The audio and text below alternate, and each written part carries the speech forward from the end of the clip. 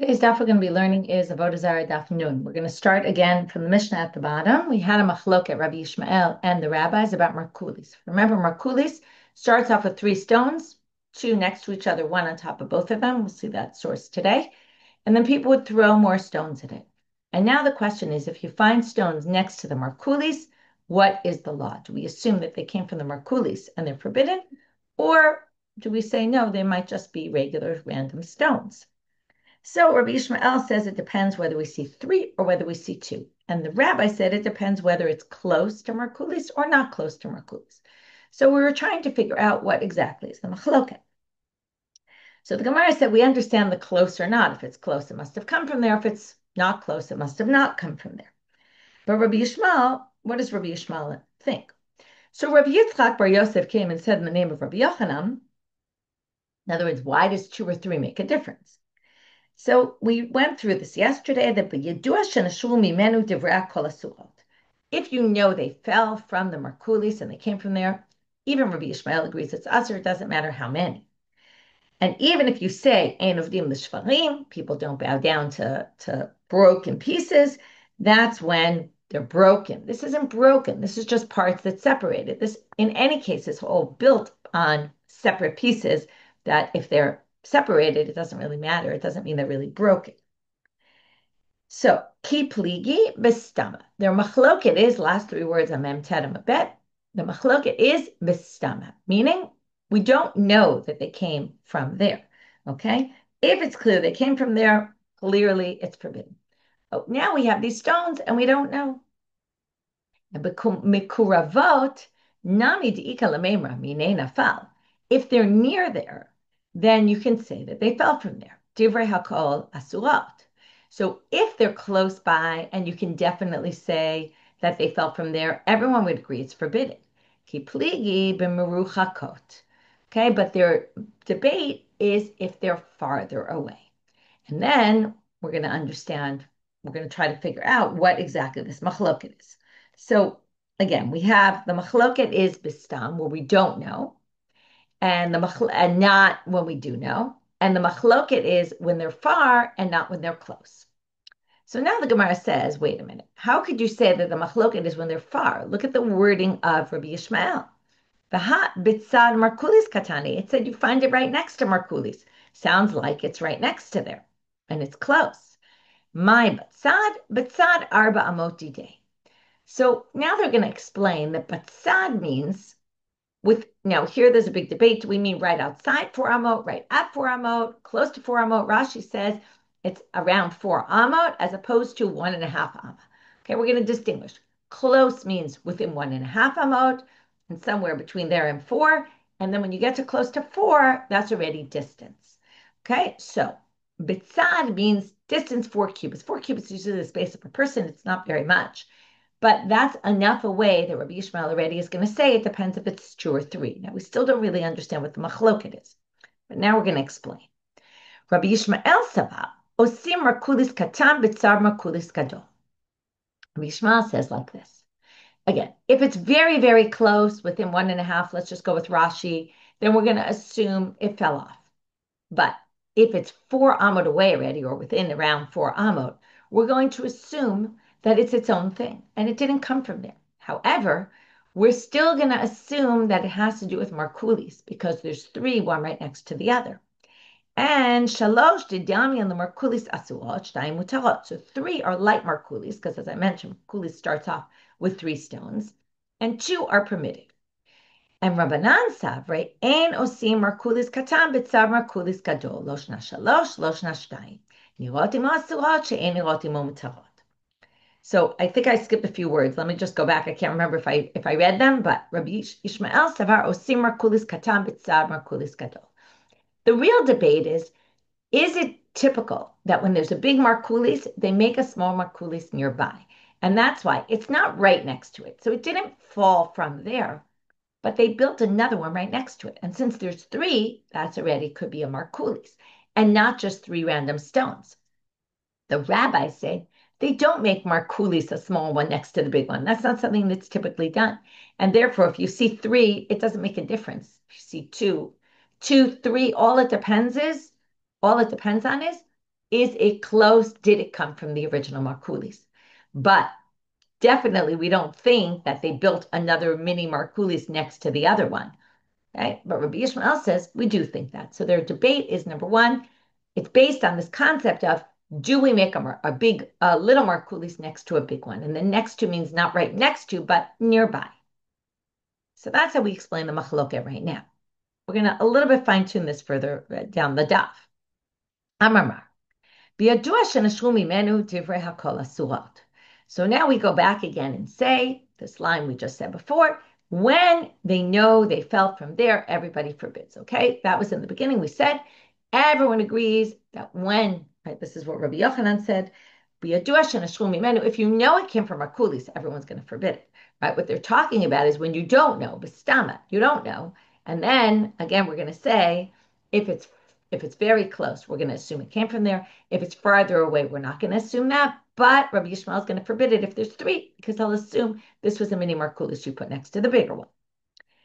But now we're going to question this line. When we know it fell from there, everyone's going to forbid. But look at this Braita, or mini. In a Braita it says, Avanim shenashrum Markulis, nir'otim asurat, she'en nir'otim umtarot. So if there's stones, now note the wording, that fell from Markulis. This sounds like it definitely fell from Markulis. So rabbis stick with their position. If it's visually seen from there, meaning very close, yes. If it's not, not. Now, even though it definitely came from Markulis, right? And Rabbi Yishmael omer shalosh asrot shtayim mutarot. And Rabbi Yishmael again is two no, three yes. But this makes no sense according to what we said. Everybody agrees. If it definitely came from Markulis, it should be a problem. So Amar Rava, Rava says you got to change the wording of that Braita. It's clearly a mistake. Lo tema shenashru ela ema shenimtzeu. It's that you find it. Avinim shenimtzeu min Markulis. It's stones that are found near Markulis. That's what we mean. Not that it actually fell from Markulis. Once you know it fell, of course it's forbidden. It's stones that came from Avodah Zarah. Of course they were worshipped. They're forbidden. The Hatanya, another question. Rabbi Yishmael Omer. So now, skipped the line. V'sava Rabbi Yishmael shtayim mutarot. Now wait, we just said a minute ago, the Braita said, Shalosh asherot shtayim mutarot. And that fits with what we saw Rabbi Yishmael said. So now we have they're found near Markulis. Two, we're going to permit. Is this really true? The Hatanya, doesn't it say in the Braita, Rabbi Yishmael Omer? Shtayim b'tfisalo asurat. Shalosh afilu meruchakot asurat. If there's shtayim b'tfusalo means within 4 cubits. If there's 2 within 4 cubits, they're forbidden. Shalosh afilu meruchakot asurat. If it's 3, even farther away, they're going to be forbidden because that's what Rabbi Yishmael says. They make Markulis little ones nearby.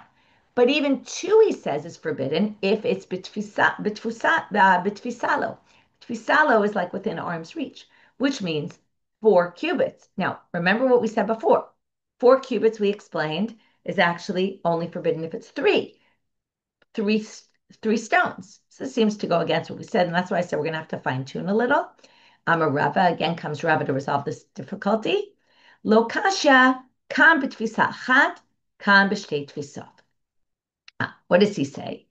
There's a difference between, now we're going to understand the difference between 2 and 3 a little differently. 2 is going to be forbidden, not if it's within 1.5 amot or something, but if it's within 4 amot, but it's all the same surface level. Okay, we're going to talk about this in a second.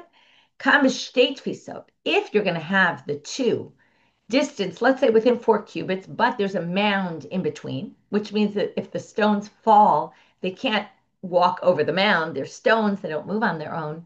So then we're going to assume if there's a mound in the middle, then only if it's 3, because again, what does Rabbi Yishmael hold? 3 might mean they put up a small one near the big one. But 2 would mean they're just 2 random stones. They couldn't have fallen from Markulis because they wouldn't have gotten over that mound. And then we're going to see that that's the case that he says 2 were actually forbidden. Okay, that's the Braita we just saw.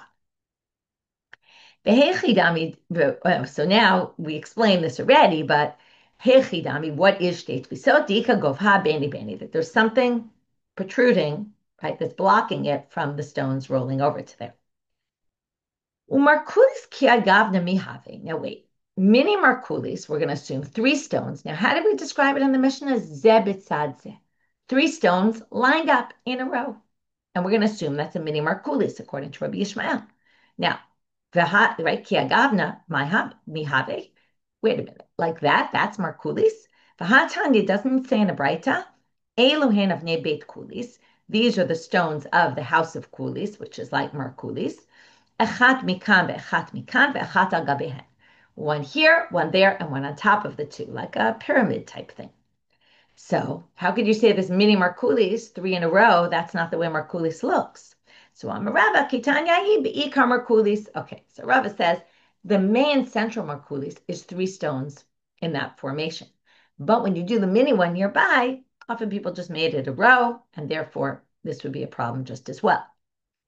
Be Yane Malka Haruf, the house of Yane, the king, was destroyed. Atu of Kochavim, so the Gentiles came in there. Ukimu Beit Markulis, and they put up Markulis idol in there. Atu of Kochavim Acharine, de lo Palchin Markulis. Now came other Gentiles who didn't worship Markulis. Shaklinu v'chipu b'hem drachim ustrataot. So came these other Gentiles. They took the stones from there and they put them as floors, right, for roads and streets, right, stratiot, strata, streets. Okay, so they basically nullified this Avodah Zarah. So Ika Rabbanan de Parshe, there were some rabbis who wouldn't walk on those roads because it was used from idol worship. The Ika Rabbanan de Lo Parshe, and there were other rabbis that didn't prevent themselves from walking there because what we would have assumed it's nullified because other Gentiles came. Remember, Gentiles can nullify the idol of Gentiles. So we're going to have to figure out why the other ones wouldn't walk there. Amar Rabbi Yochanan, Benan shel Kedoshim mahalech alehem va'anu nifrosh mehem. So Rabbi Yochanan was very surprised by those people who wouldn't walk there. He said, the son of holy ones, we're going to see who that is in a minute, walks there, and we're not going to walk there? Doesn't make any sense. So now my minhu, Benan shel Kedoshim, who is this person that's the son of holy ones? Rabbi Menachem and Rabbi Simai. Now, why was he called the son of holy ones? What made him so unique, and why was he the one brought us the example of, if this person does it, well, all of us can do it. So why did they call him the son of sanctified ones? He wouldn't even look at the form on the image that was engraved onto a coin. That's how careful he was about Avodah Zarah. So if he's walking on these stones, obviously they were nullified. So now we're going to have to understand the logic behind both positions. My time I demand to polish. So what's the reason for the ones who wouldn't walk on those roads? Remember, this is Rav Gidel. We're going to come back to him. They hold like what Rav Gidel said in the name of Rav Chiur bar Yosef. Rav Gidel said in the name of Rav Chiur bar Yosef, who said in the name of Rav. We talked before about nullifying idols. This is not nullifying the idol. This is nullifying something that was offered to the idols. Because remember, they throw the rocks toward the formation, and that's the way they worship it. So it's like a gift given to the idols. Now, the gifts given to the idols can never be nullified. Okay, how do we know this? Shene'emar, v'yitzmedu l'ba'al pa'ol, v'yochlu zivchei metim, and they call them, right? They ate from the offerings to the dead. Now, that means there were offerings they gave to the dead, to the idols, and these are forbidden to us. Now, now a dead body you can never ever benefit from that, ever. Okay, there's no heter ever to do that. It never becomes nullified or something. It's just forbidden. We're not allowed to benefit from dead bodies. So now we're going to say the fact that they call these zivchei metim, this is one of many drashot we've had from this pasuk, from the comparison to call it zivchei met. If you remember, we learned ohel, for example. There's too much ohel in idols. Also, we're going to learn here that things offered to the idols can never be nullified. And that's why people wouldn't walk on these roads. Okay, so now we have to really understand why were there those who walked on the roads then. Umandelo parish amar, the ones who wouldn't refrain from walking there, said, Be'ina ke'em pnim v'leika. Has to be, if you're okay, now we're going to quote a pasuk. Zoveach le'elohim yecharam, bilti la'Hashem levado. What is offered to the gods has to be cherem. You can't benefit from it at all. Bilti la'Hashem levado. You can only bring offerings to God. From there we learn that the tikrovot of Avodah Zarah that can never be nullified are only those that have a parallel. This is a very interesting concept, a parallel in the temple, our temple, the way we bring things to God. Now, we don't ever bring stones to God. That's not something we do. So since we don't, right, but what do we bring? We bring sacrifices, animals. So if someone offers an animal sacrifice to an idol, that can never be nullified ever. But stones can be nullified because that's not something that has a parallel by us. And therefore, it's not included in that pasuk. And therefore, it's not cherem. It's not forbidden to be nullified. Amar Rav Yosef bar Abba. So now we're going to see something about this. Okay, Rav Yosef bar Abba says, Ikla Rabba bar Yirmiyah la'atrin. So Rabba, the son of Yirmiyah, came to our city. Va'atav aitem matnita biyade. And he brought a braita with him. And the braita was, Ove kochavim shevi avanim min amarkulis, v'chipa be'em drachim, ustartiaot. Okay, exactly our case. An idol worshiper brings, right, stones from Arkulis, and then he uses them to pave the roads. Okay, mutarot, turning out to amubet, they're permitted. And Yisrael shevi avanim min amarkulis, v'chipa be'em drachim, ustartiaot, asurot. But a Jewish person who brings them and uses them to make roads out of them, it's forbidden because a Jew can't nullify Avodah Zarah. Belate nagar velo bar nagar the yifrakina. Now, when he came and he said this, the response was, Rav Yosef bar Abba said, there's no one who can, okay, what's a nagar velo bar nagar? There's no, a nagar is a carpenter, but really it's like an artisan. There's no artisan, and what they really mean is the Talmidei Chachamim, the Torah scholars, were artisans with words of Torah.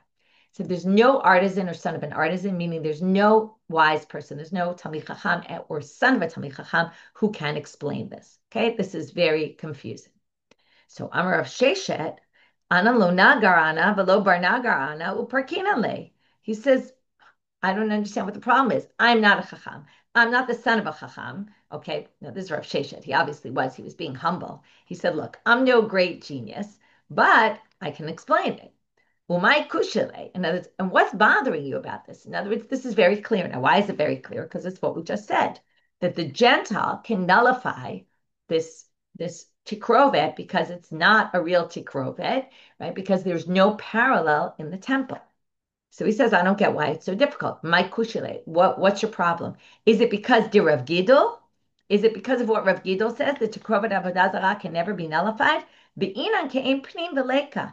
It needs to be like, it needs to be done like the inside, right? Like what we do inside the temple, and this one isn't. These stones are never brought, so they actually could be nullified. So there you see the two directions. Obviously, the one who thought it was difficult was struggling with this issue because he said you can't nullify tikrovet avodah zarah, and that went like one side, but we saw the other side also, and that's the side that Rav Sheshet chose, which said, I don't even know what's so difficult about this.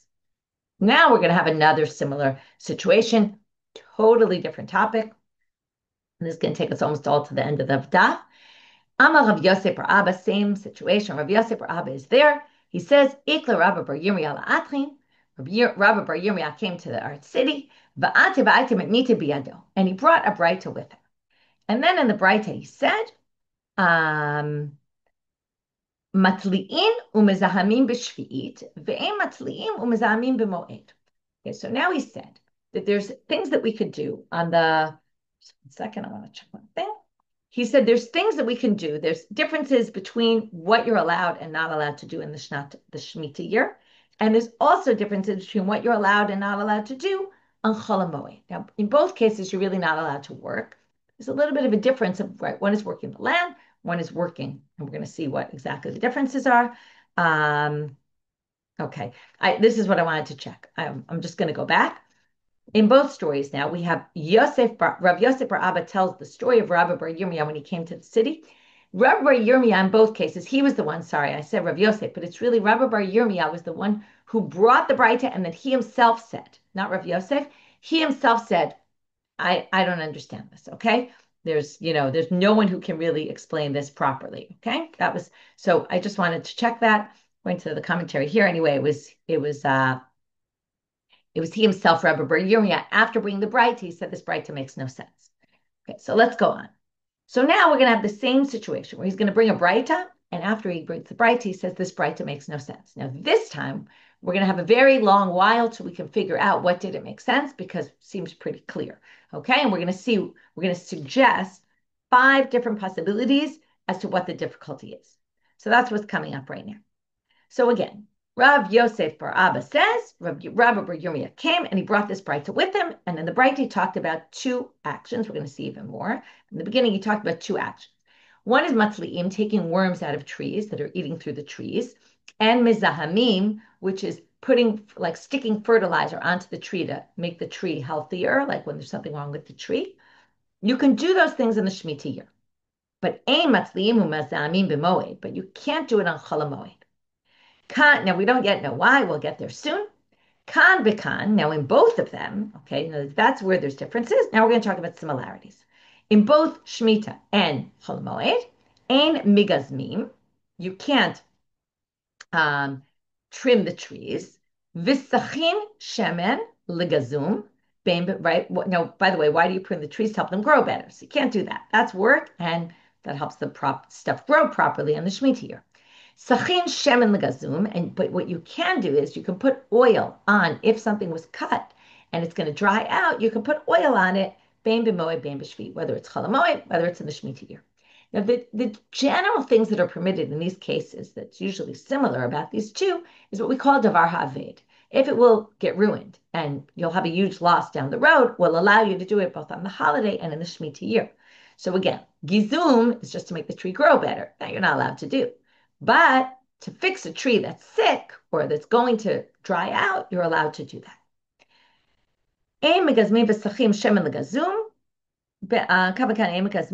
Sorry, I just lost. Sorry. Okay. And then he says, and there's no chacham or ben chacham who can explain this to me and could explain this difficult. Now, he doesn't say what's difficult. Ravina is going to come along and say, I don't understand what was difficult. If it was this, he's going to suggest 5 different explanations. Okay, he's going to suggest 4, and each time he gets to the 4, he's going to say, maybe this is it, maybe that's it, maybe that's it. And then each time he's going to say, but that's not difficult, I can explain that. Okay, so we purposely didn't explain this so well because we're going to see as he goes through. So Amar Ravina, Ana lo nagarana, velo bar nagarana, same kind of response that Rav Sheshet had to the previous. Look, I'm no Talmid Chacham, I'm not the son of a Talmid Chacham. But I can explain this. My kakashile, what do you think was difficult? And if you're going to say it's this, I'll explain it like that. If you're going to say that, I'll explain it. He's going to go through it. So he starts off with the first. Let's take the first part of the Braita. We have 2 things, matliim and mizamim, that are you can do on the Shemitah year, but you can't do them on the Moed. Okay, so again, taking out the worms and putting on the fertilizer. So he says, midami, they're Shvi and Moed are not really identical, and it's pretty clear what the difference is. Shvi malacha asar rachmana, tircha shari. In the Shnata Shemitah, what's important that you don't do an action that's forbidden. But we don't care if you work hard. It's not like Shabbat or holiday where you're not allowed to work hard. Like Chol HaMoed, the holy days, we don't want you working hard on Chol HaMoed. That's why all sorts of things are forbidden, right? You can do certain melachot, but there's other things that are forbidden so that you don't work hard. Moed, afilu tircha nami asir, right? But on the Moed, even tircha is forbidden. So this isn't really malach of working the land because what you're really trying to do is prevent your tree from, it is work, but you're trying to prevent your tree from future damage. And therefore, we're going to allow it because it's not much of because even though it's a tircha, it's hard work, no such problem on Shemitah of doing hard work. But on the Chol HaMoed, even though it's preventing the tree from getting damaged, but it's a tircha, and we don't want you to work so hard on Chol HaMoed. Okay, so that didn't work. So now, remember, Matzli'im, Mizamim, Shvi versus Moed. Now we're going to go back to Mizahamim on the Shemitah year. And we're going to say, Ella, maybe what he was saying was, Ella zihum agizum kakashele. Now, if you look at part 1 and part 2 of the Braita, in part 1 we had matliim umazamim, or ematliim umazamim. One was shvi, it was permitted. One is the moed, it was. Now let's ignore the moed for now. Second option is, maybe within Shemitah we don't understand. Why in the Shemitah year do we say, yes, you can do mazahamim, but no emekazmim? Maybe that's his difficulty. Why did it then say you can't do gizum even on the Shemitah year? Ma'ishna zihum deshari, ma'ishna zihum deshari, ma'ishna gizum de'aser. Now, why can you put the fertilizer on the tree, but you can't prune it? So again, he says, midame. Those clearly aren't the same. And I already explained this. Zihum ukume ilanu shari. The zihum is to prevent the tree from dying, and that's permitted. Gizum ivruye ilan of aser. The gizum is to make the tree grow better. That's why you prune it. So it grows, it's healthier. That's you want shevach, you want extra stuff to happen. That's for sure forbidden in the Shemitah year. Okay, so option 2 didn't work either. Ella zihuma zihum kakashime. Now what we're going to do is we're not going to say his contradiction was in the Braita itself, and the next two suggestions are going to be his contradiction is the Braita with another Braita. So now we're going to start with zihum. The zihum, which we started from the beginning, that you can do zihum on Shemitah, that's what's difficult because the katane says in our Braita that we just read, matliim zamim shvi, you can do it. Urimini, but that contradicts the following source. Mizahamim et hanitiot, v'korchin otam v'kotmim otam, v'osim lahem batim, u'mashkim otam ad Rosh Hashanah. This source talks about all sorts of things you can do. It's a Mishnah in Shvi'it, which is all about Shemitah, up till Rosh Hashanah of the Shemitah year. In other words, in the 6th year, you can do it. There's a number of things you can't do even 30 days before. But these actions you can do up until Rosh Hashanah, but not beyond Rosh Hashanah, not in the Shemitah year. And notice the first one on the list, Mizahamim, okay, the nitiot. These are saplings. You can, if you have a little sapling that's growing, you're allowed to work and deal with that sapling just up until the Shemitah year starts. And you can do the zihum, which seems to go against what we just read, which is you can't do zihum on Shemitah. You can do zihum on Shemitah, and this says you can't. You can only do it leading up to the Shemitah year. Okay, korchinotam, which is you put like a cloth around it to protect it from the sun. Kumtinotan, okay, kutminotam. Some people think this is pruning it. Some people think this means to put ashes on it that they did for some reason. Vosin lahem batim. You can also do protective kind of things around it to protect it from cold or heat. And mashkinotam, and you can water them. Now you're allowed to water in Shemitah, but not overwater them. Like you can only do what basic needs. This is like watering a lot until Rosh Hashanah. So again, Rosh Hashanah in b'shvi lo. It sounds like you can't do it in the Shemitah year, and that goes against our source. So they say, no, that's not a problem either, Ravina says. The Dilma kid Rav Ukvar Bar Chama. Maybe this can be understood like Rav Ukvar Bar Chama, the Amar Rav Ukvar Bar Chama, Trei Kishkushe Have. There's two types of actions you can do. Chad Lavruye Ilana V'Asil, V'chad Situme Pili Ushare. So sticking on this fertilizer has two different functions depending on the situation. Sometimes you're doing it to make the tree better, okay, to improve the way the tree grows. That's the source we just quoted that's going to be forbidden. Our source, which is permitted, is the situme pile. That's if you have like dried out things and you're worried it's going to dry out and get ruined. Then you're allowed to put the fertilizer on to protect it from getting ruined. Okay, we see the same themes over and over again. So now he said this specifically about kishkushe, which was actually kishkushe, Rashi explains, is digging near under the olive tree. Okay, a certain type of digging that they would do to either, again, improve the tree or prevent it from dying. And hachanami, likewise here, we could say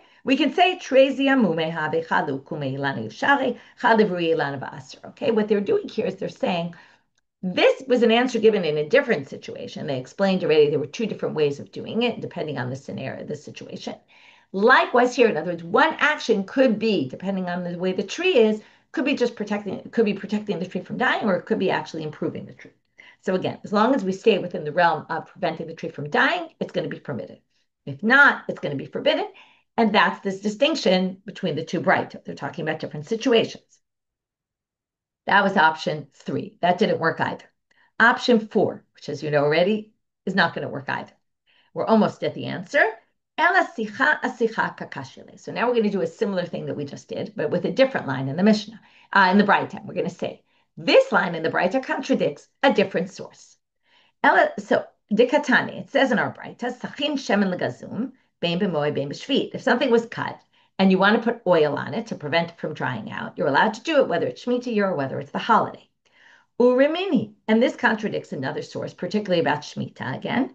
Sachin et hapagin, okay, if you have unripe fruit, you can put olive oil on them, or oil on them. Uminakvim umifatmim otam ad Rosh Hashanah. And you can do some other actions, like you can make this hole in them that they did for some reason. I don't remember what this was for. And you can fatten them up until Rosh Hashanah, but not past Rosh Hashanah. You can't do it on the Shemitah year. So what do you see? You can't do Sicha on the Shemitah year, right? Rosh Hashanah im b'shvit lo. It sounds like once you get to Shnat Shemitah, though, you can't do it, and that contradicts the Braita. So again, they say same thing. Midame hacha ukimu ilana ushare hatam pitume pere va'aser. In our case, you're doing it to prevent the tree from dying. But in that case, you're just doing it to fatten up these unripe fruits. That's a different story. That's not that they're going to get ruined if you don't put it on. It's to fatten them up.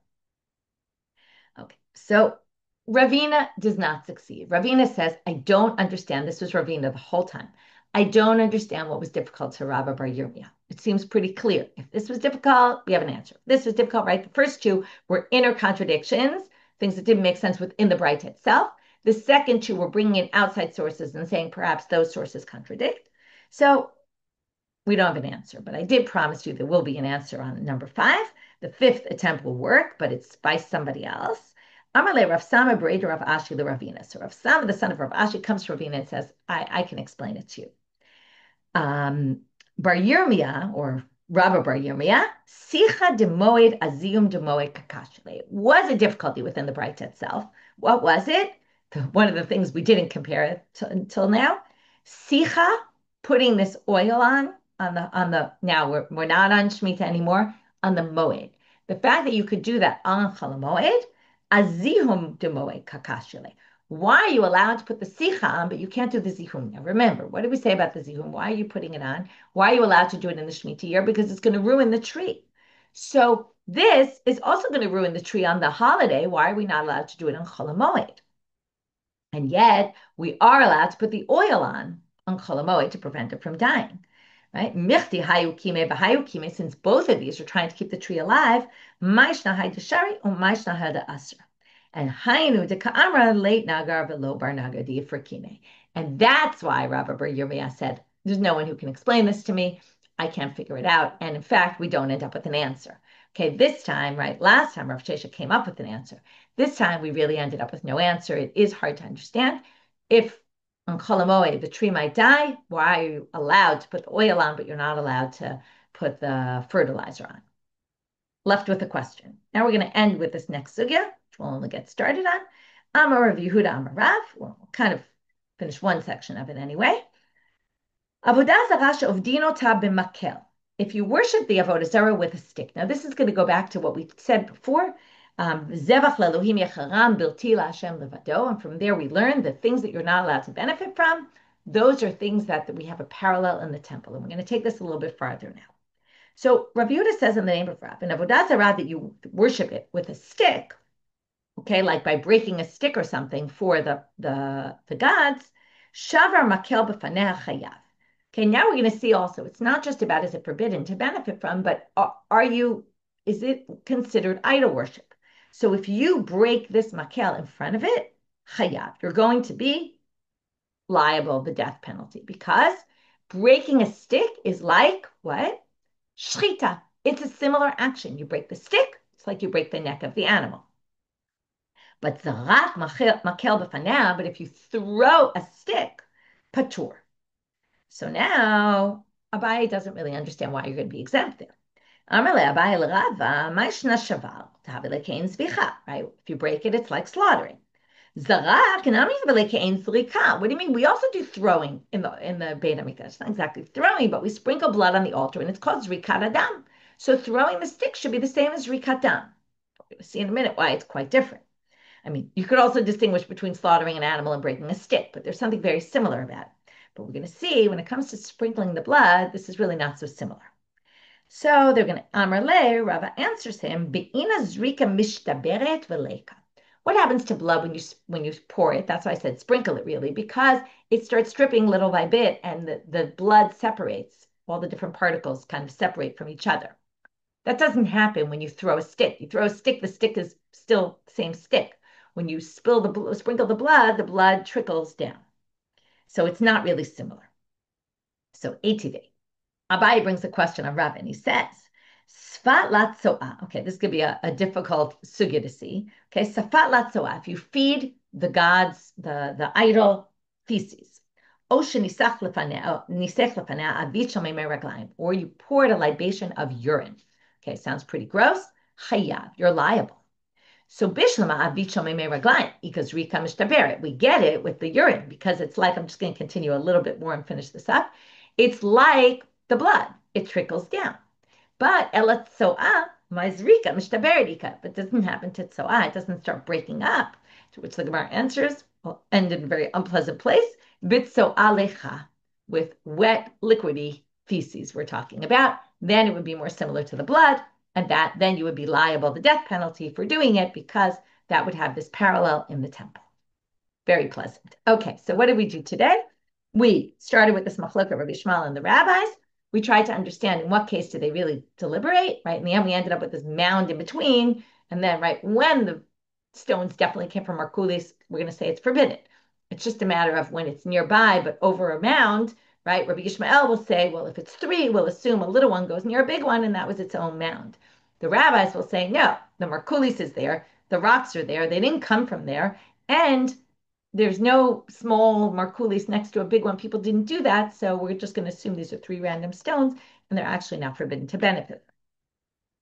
Then we had the story of Yana HaMelech, where they took the stones from the right. First, his house was destroyed. They put in Markulis in there, and then other ones came and said, "Oh, we don't pray to Markulis," and they took them and made streets out of them. And then we had a whole thing about how people wouldn't walk on the streets, but some people would walk on the streets. And then we talked about the Tikrovet Avodah Zarah and how some people say Tikrovet was batel, but other people say no, it's not batel unless they that in order that it is batel.